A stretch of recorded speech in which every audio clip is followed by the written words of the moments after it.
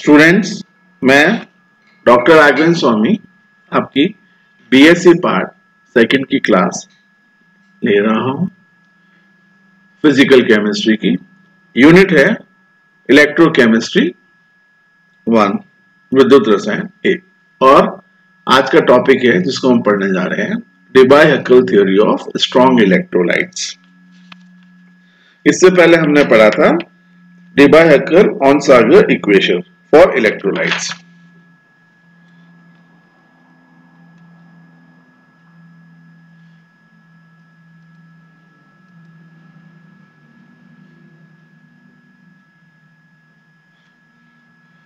सन 1923 में डेबाय तथा हक्केल, ये दोनों वैज्ञानिक थे, ने प्रबल विद्युत अपघट्यों के लिए जो सिद्धांत दिया वह वर्तमान में सर्वमान्य है। मतलब आज की तारीख में भी उनके द्वारा प्रपोज किया गया स्ट्रॉन्ग इलेक्ट्रोलाइट्स के लिए थ्योरी जो प्रपोज करी थी, आज की तारीख में वो भी मान्य है। 1923 में जो उन्होंने प्रपोज करी थी वो आज भी वैलिड है। क्या प्रपोज करी थी उन्होंने? इन द ईयर 1923, सन 1923 में डेबाय व हक्केल ने प्रबल विद्युत अपघट्यों के संबंध में अपना सिद्धांत प्रतिपादित किया। इसके अनुसार, उनके अनुसार, जो थ्योरी के अनुसार स्ट्रॉन्ग इलेक्ट्रोलाइट्स प्रबल विद्युत अपघट्य जो ठोस अवस्था तक में भी आयनिक अवस्था में रहते हैं, विलयन में सॉल्यूशन में किसी भी सांद्रता पर पूर्ण रूप से आयनित अवस्था में होने चाहिए।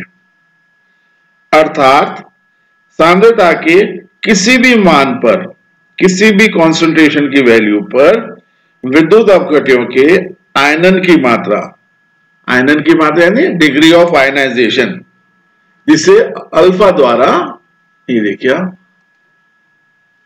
इसे अल्फा के द्वारा दर्शाया गया है, का मान इकाई होना चाहिए। उनका निष्कर्ष क्या था कि विलयन में किसी भी कॉन्सेंट्रेशन पर पूर्ण रूप से आयनिक अवस्था में होने चाहिए, अर्थात सांद्रता के किसी भी मान पर इलेक्ट्रोलाइट्स के डिग्री ऑफ आयनाइजेशन, डिग्री आयनन की मात्रा अल्फा का मान यूनिट होना चाहिए, यानी इकाई होना चाहिए। इस स्थिति में स्ट्रॉन्ग इलेक्ट्रोलाइट्स के लिए इक्वेशन उन्होंने जो प्रपोज करी वो ये है। आप देखिए, यहां पे क्लियर कर देता हूं मैं इसको दोबारा से समझाने के लिए।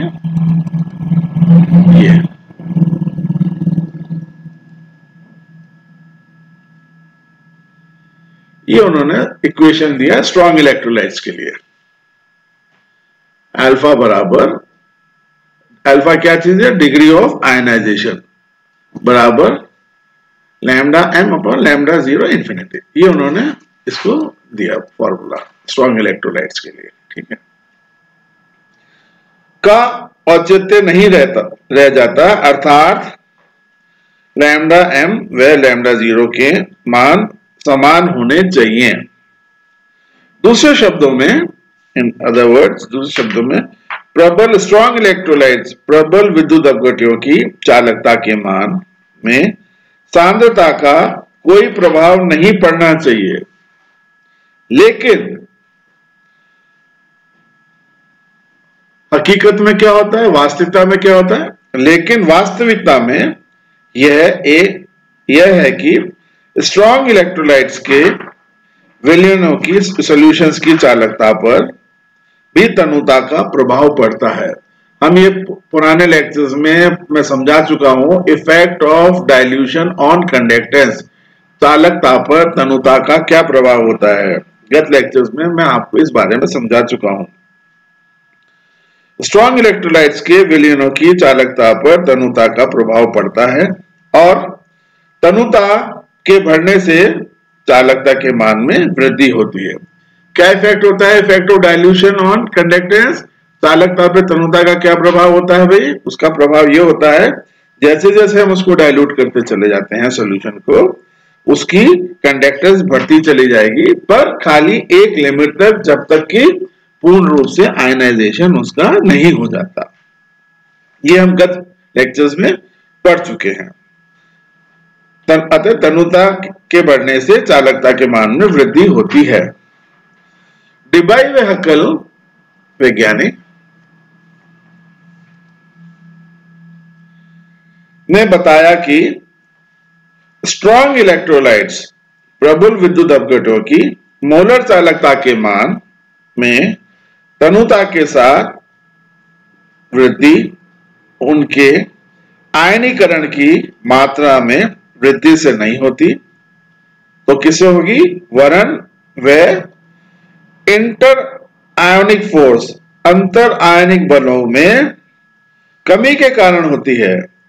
डिबाई-हैकेल ने क्या बताया कि जो विद्युत स्ट्रॉन्ग इलेक्ट्रोलाइट्स की मोलर कंडक्टेंस के मान में जो डाइल्यूशन के साथ वृद्धि होती है वो आयनीकरण के कारण नहीं है, तो किस कारण है? वह इंटर आयनिक फोर्सेस में कमी के कारण है। उन्होंने यह सिद्धांत अपना प्रपोज किया। प्रबल विद्युत अपघट्य स्ट्रॉन्ग इलेक्ट्रोलाइट्स में पूर्ण रूप से आयनित आयनाइज तो समस्त सांद्रताओं पर होते हैं, लेकिन पूर्ण रूप से वियोजित समस्त सांद्रताओं पर नहीं होते हैं। अब आप डिफरेंस समझो इस बात का। स्ट्रॉन्ग इलेक्ट्रोलाइट्स प्रबल विद्युत अपघट्य विलयन में पूर्ण रूप से आयनाइज तो हो जाते हैं सारी कॉन्सेंट्रेशन पे समस्त सांद्रताओं पर, लेकिन पूर्ण रूप से डिसोसिएट समस्त सांद्रताओं पर नहीं होते हैं। दोनों चीज में फर्क है, आयनाइजेशन में और डिसोसिएशन में। तो उन्होंने ये कहा कि आयनाइज तो हो जाएंगे आपकी सारी कॉन्सेंट्रेशंस पे, पर सब कॉन्सेंट्रेशंस पे वियोजित यानी डिसोसिएट नहीं होते हैं। यदि विलयन की सांद्रता अधिक हो, सॉल्यूशन की कॉन्सेंट्रेशन यदि अधिक हो, विलायक के डाइलेक्ट्रिक कांस्टेंट डाइलेक्ट्रिक स्थिरांक का मान कम हो, तो ऐसी स्थिति में विपरीत आवेशित आयन एक दूसरे को की ओर आकर्षित होकर आयनिक युग्म आयनिक डबलेट्स बना लेते हैं। अब यदि विलयन की सांद्रता अधिक हो, उसकी कॉन्सेंट्रेशन ज्यादा हो, सॉल्यूशन की कॉन्सेंट्रेशन में बहुत अधिक कर ली हो, तो ऐसे में विलायक सॉल्वेंट के डाइलेक्ट्रिक कांस्टेंट का मान कम हो, तो ऐसी स्थिति में विपरीत आवेशित आयन यानी अपोजिटली चार्ज आयन एक दूसरे की ओर आकर्षित होकर आयनिक डबलेट्स बना लेते हैं। हिंदी में कहेंगे आयनिक युग्म बना लेते हैं, कॉम्प्लेक्स बना लेते हैं। ये विपरीत आवेशित आयनों के मध्य का ये आकर्षण बल इंटर आयनिक फोर्स कहलाता है।